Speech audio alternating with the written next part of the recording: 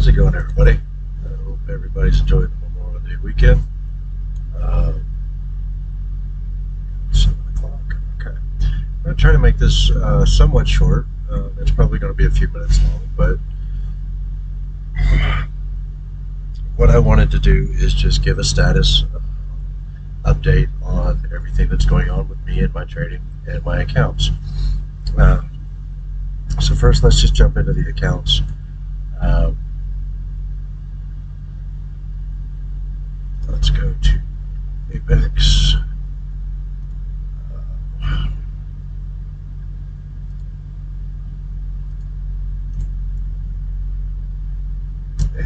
go to our dashboard.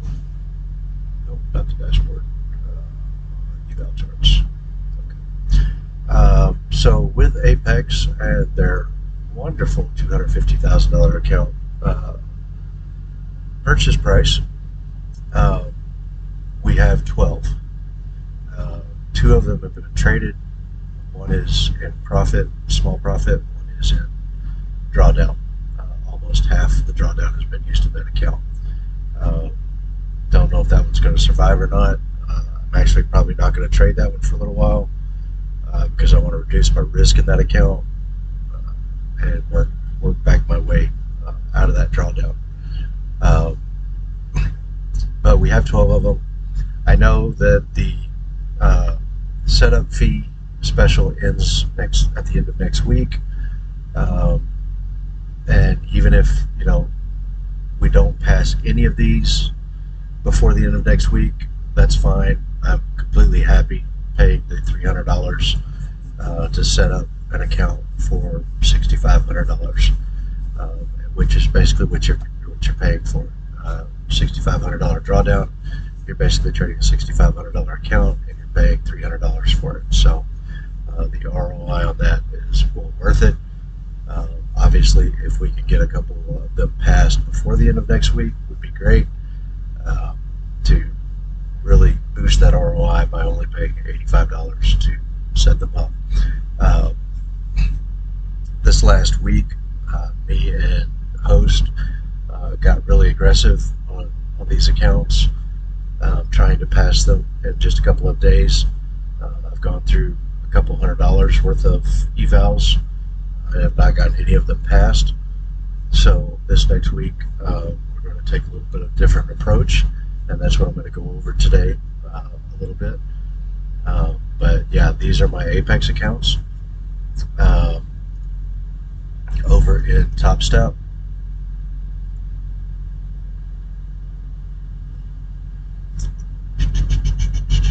a little bit slower loading up.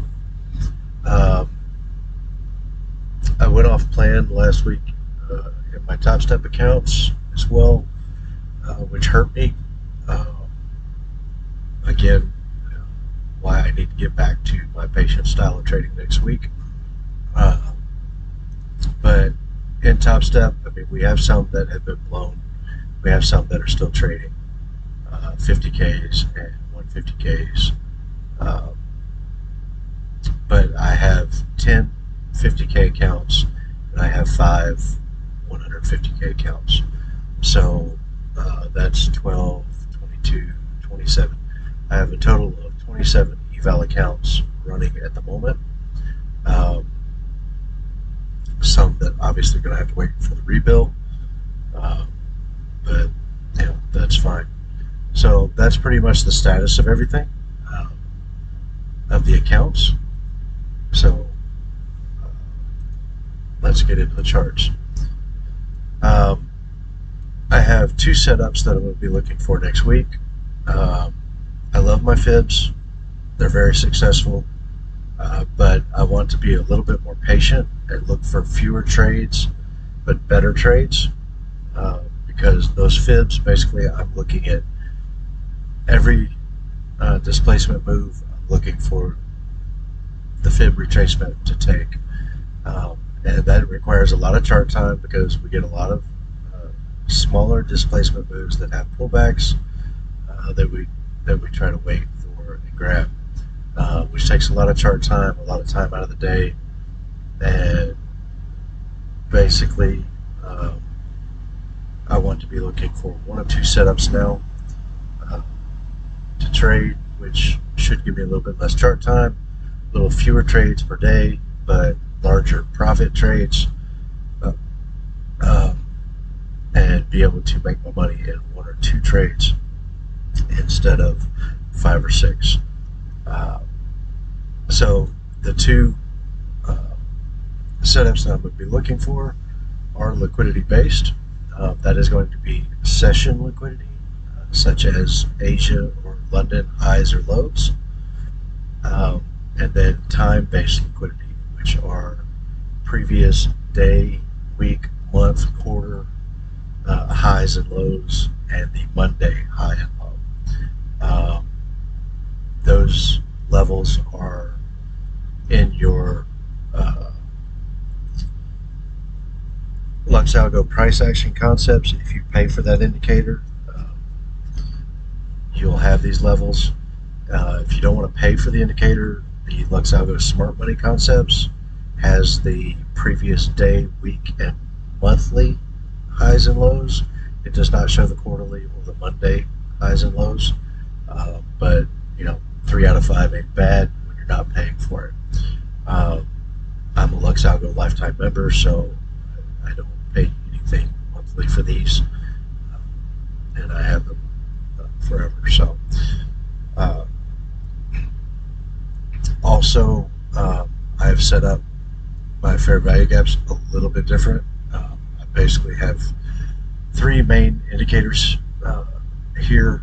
Well, two for me if you're using the smart money instead of the price action. You'll only have two, but I have a third, which is the 5-day moving average.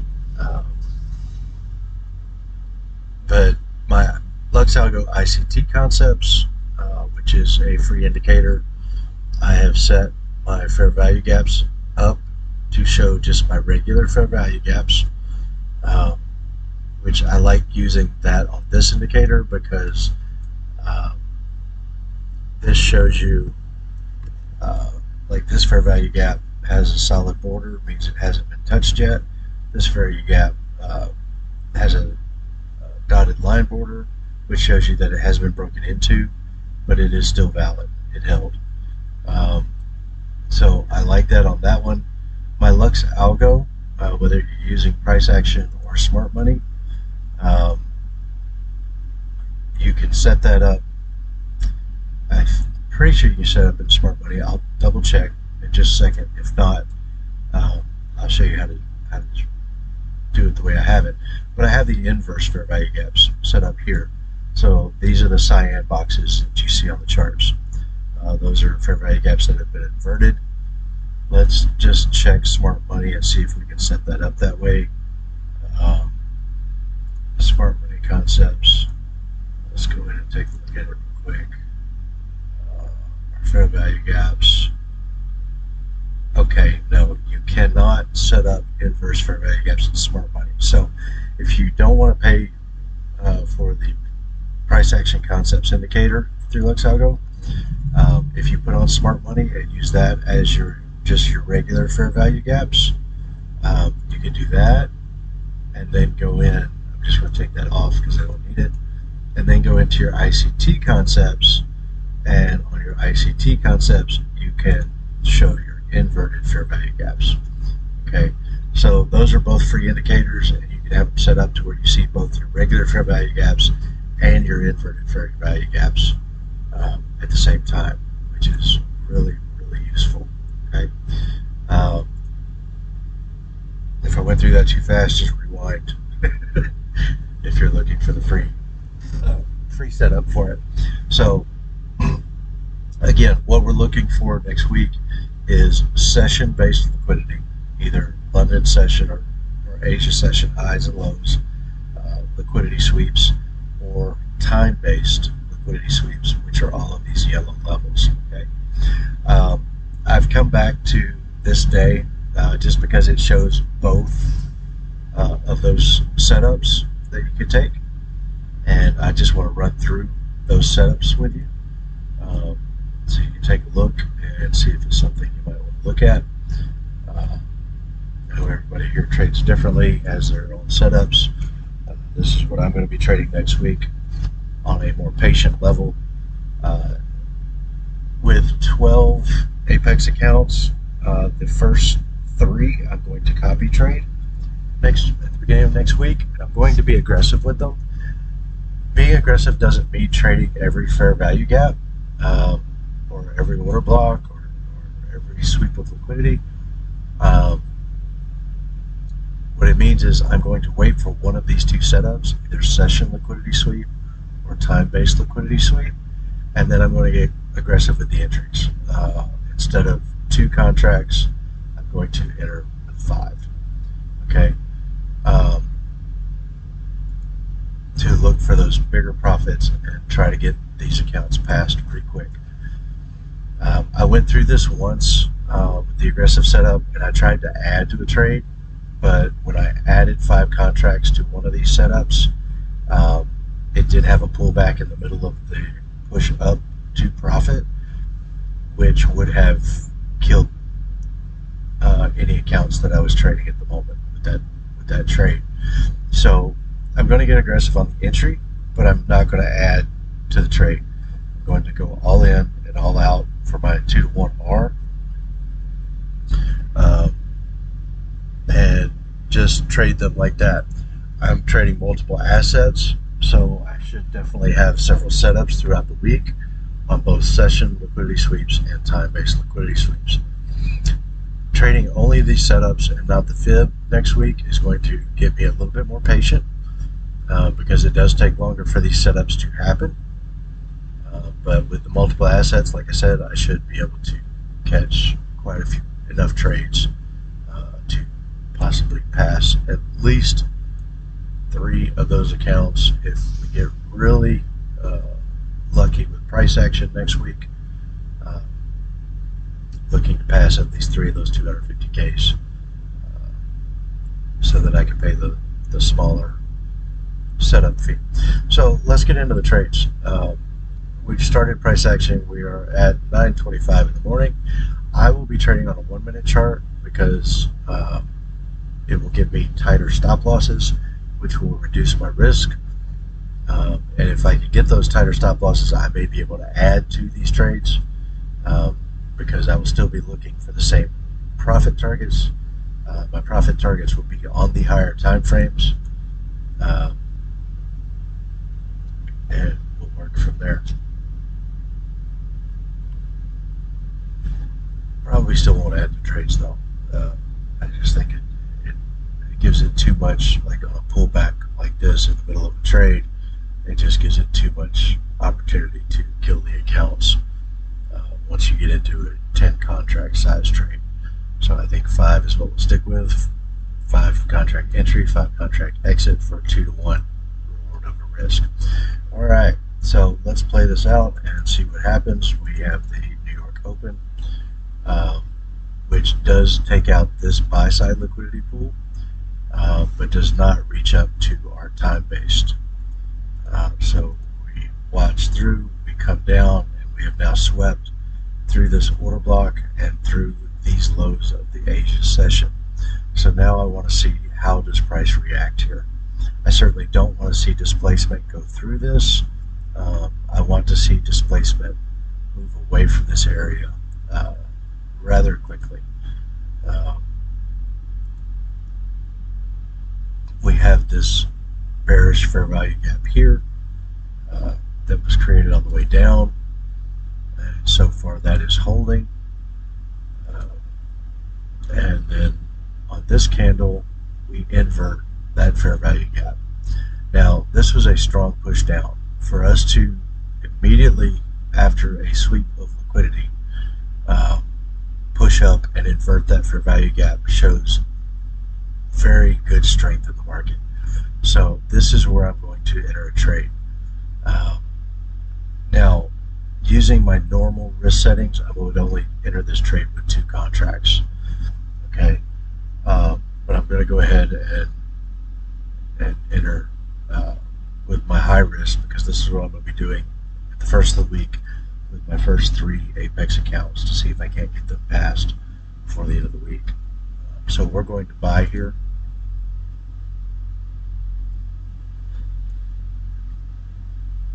Uh,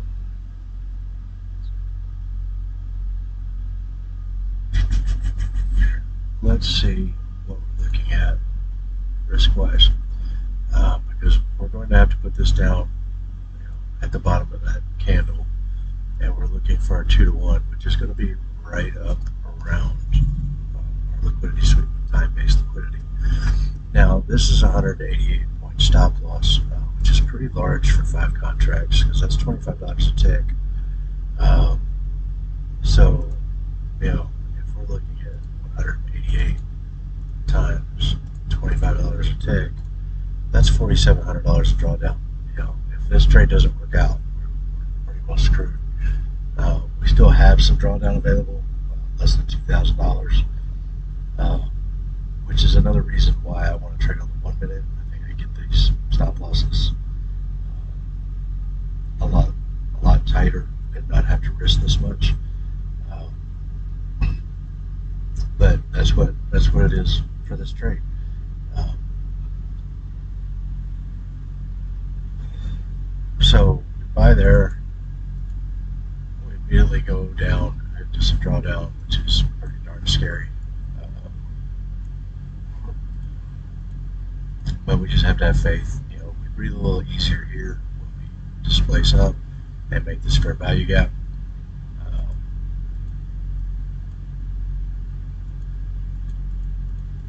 We have a bit of a pullback there, which again is a pretty hefty pullback. Comes close to, again, killing our accounts. If I had added to this trade when we broke this high, that would have blown my accounts right there. That would be about a $9,000 pullback.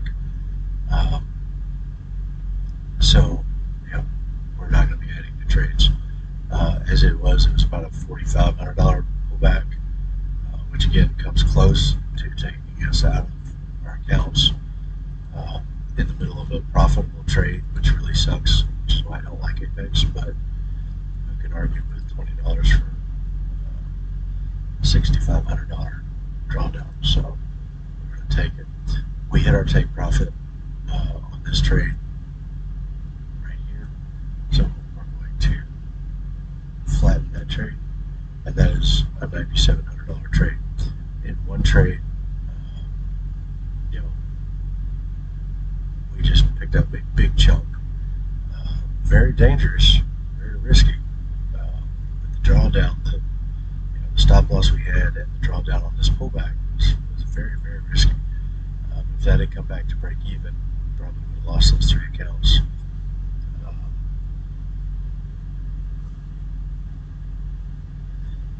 But that's the risk I'm willing to take on the first 3 accounts next week to see if this can work. So we're in really good profit for the day, but we're not done because now we're at our time-based liquidity. So we want to see how the market reacts up here, right? So we sweep that liquidity. Now I'm looking for displacement back to the downside. We get a little bit of consolidation, but then we push up, we sweep this high into this inverse fair value gap, which gives us a large rejection wick, which I'm liking that for the moment. I'm still looking for that displacement down, and there we go. That's some pretty strong displacement away from the liquidity sweep. So now what I'm looking for is a high to be made from this point. So there's a pullback, there's a pullback, there's a push down. So now this is our high that we're looking at. And I'll show you why this is important in just a moment.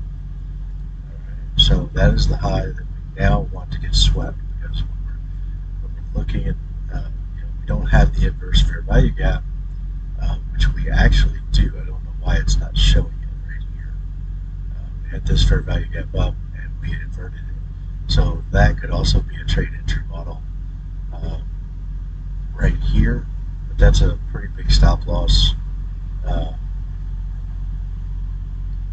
Pretty big stop loss. go through. Um, if we were looking at this one, if we did use the fair value gap, we swept liquidity, we got displacement, we made a low. I would be looking for, well, actually, we made a low here, so I'd be looking for that low to get swept and then buy up. We didn't get that because we made the inverse fair value gap, which gave it a lot of strength to continue on. So, um, this was a trade model that I'll be looking for, inverse fair value gaps. If that doesn't show up, I'm looking for, after the displacement away from the liquidity grab, I'm looking for a high to be made. Now what I want is for this high to be swept and be able to sell above this high. Okay, um, so still consolidation. There we go. That is a break of that high. As you see, this candle closed above that high. So now what I want to do is see any kind of weakness in the market.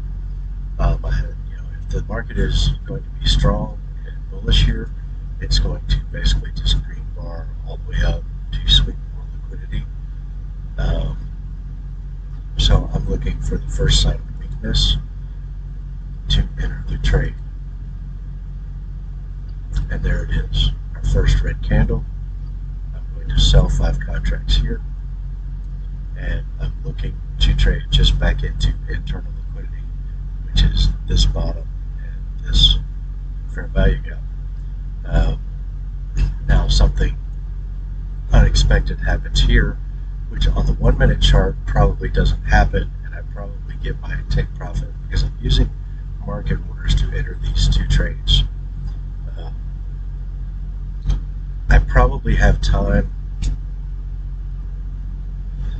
on the 1 minute to set my 2 to 1, which is going to be right around this area on the short with an entry here. Now this is a very nice stop loss,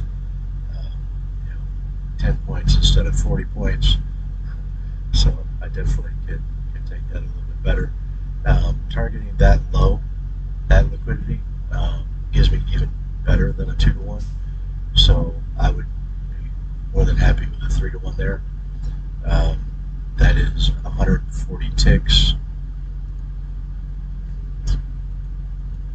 at $25 a tick. That's a $3,500 trade on top of the 97 we already have, plus 9,700. That's going to give us a $13,000 day. That is almost passing that account. We only need one more good trade set up to make a little under $3,000, and we have 3 accounts passed if this trade works. Okay? So, yeah, then that happens. Okay, so the trade definitely works. If I did not get my take profit set in time, because we don't know how fast this candle moved, then I'm absolutely closing at the close of this candle. And that has us more around 15,000. Actually, let's just go ahead and close it. Well, actually, we're in the trade. That's 6,500 plus 97. That's 15. Yeah, we just passed the account. If we close this trade right here, we're at $16,225. So if we were lucky and didn't get our take profit set in time, and this flushed really hard, we're closing this trade somewhere down here or at the close of the candle, and we've passed our account, 3 accounts. Okay, do I expect this to happen every day? Absolutely not. But it just shows, the 2 setups that I'm looking for next week. This very well could happen. We could have a session liquidity sweep that gets me a good trade into a time-based liquidity sweep that gives me a second good trade. If nothing else, this would have been a sweep on the daily high which is a session liquidity sweep. Um, but it went ahead and grabbed time-based, which is even stronger than the session-based. So that became a really good trade. Now, in my top step accounts, I definitely, this trade I would have targeted, it would be 2-to-1 because I'd be targeting this time-based liquidity up here. On this trade in top step, see this flush, since we just swept external liquidity, I'm looking for us to go down and sweep some internal liquidity, which would be this fair value gap and this inverted fair value gap. So I would definitely probably take one contract off if I was trading normal risk and leave one as a runner down to the middle of this inverted fair value gap, which does actually work out. That way I would have locked in a good amount of profit, went to break even, and ended up being able to lock in more profit on the second contract. So that gives you a little idea.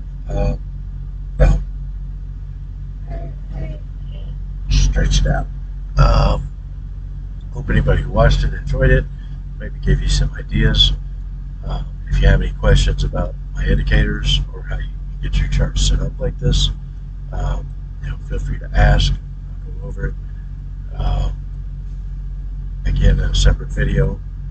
This also has my trade setups that we'll be looking for next week. If you have any questions on those, to ask away. I'll go over them again, or just rewind the video and you'll see both of those on either how to set up your charts or the trade setups that I am looking for. Okay, so we get liquidity sweeps. We have a couple of different entry models that we can use. You can have either an inverse fair value gap created, enter on the candle that closes above and inverts. You could have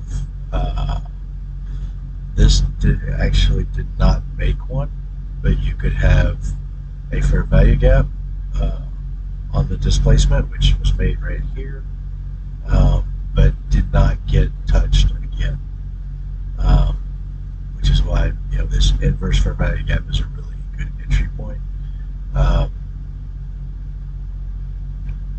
Or you can have your displacement and then have a pullback that makes a low and have that low swept, and then enter on any weakness, the first weakness that you see, or in the long case, the first strength that you see after the pullback that gets swept, like we did up here. So you have three different entry models.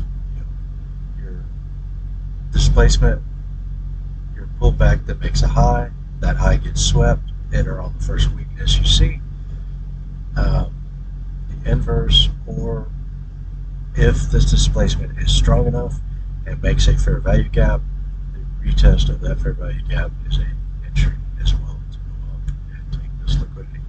So three different entry models to enter these trades, these different liquidity sweeps, but these are the two liquidity sweeps that I'm going to be looking for, and I'll be looking for those entry models once we get there. And that is the way she goes. Hope everybody trades well next week. I will be doing a market prep video before next week's trading session. I'll try to get that out tomorrow, which will be Monday. So, if you want to watch it before you start your trading session, or sometime Monday evening, to get ready for the next day and make some notes. Basically, I'm going to go over all the assets that I trade. I will be looking to see if we are in any market maker models, and try to catch, see what kind of bias we can go into with on Monday. Obviously, any bias that we hold, we need to hold loosely, because if we are proven wrong by the market, we need to be able to switch that bias and look for the other side of the trades. So yeah, I'll get that video out uh, as soon as I can. Um, on Monday. That's it. I got nothing else to say other than enjoy the weekend. I'm going to be working as I usually do on the holidays, at least until I get out of this truck in February and retire. So, um, until the next video, I hope everybody